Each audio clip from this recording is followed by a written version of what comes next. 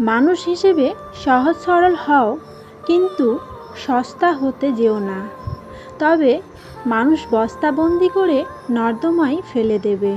মেয়েদেরকে দেয়ার মতো হাজারো উপহার আছে, এর মধ্যে সবচেয়ে দামি উপহার হচ্ছে সম্মান।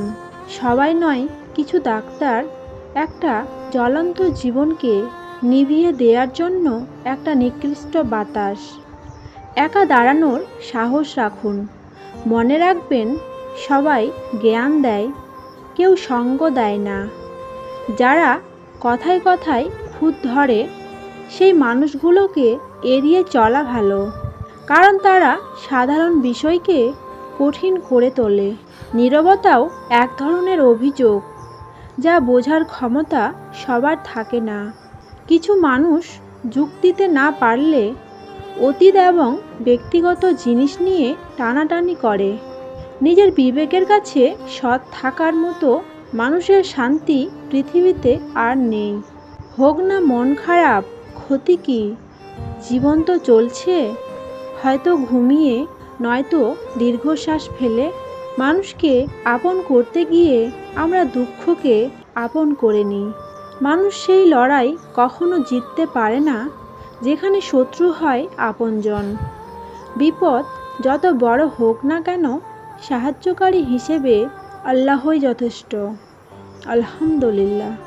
বোকা দুর্বল ভেবে মানুষ আমাকে যে পরিমাণ আঘাত করেছে, আমি আসলে তার চেয়ে বেশি আঘাত সহ্য করার ক্ষমতা রাখি। মানুষ সবসময় হাসায় না, মানুষ একটা সময় কান্নার কারণ হবেই।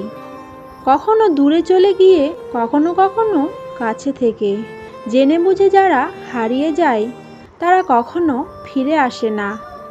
একটা সময় যখন থাকার চেষ্টায় লড়াই করতে করতে হেরে যায়, তখনই মানুষ নিজেকে আড়াল করে নেয়। যাকে তুমি ভালোবাসো, তার ভুলগুলো ক্ষমা করে দিও। নিজের মনের কাছে অপরাধী করে রেখো না।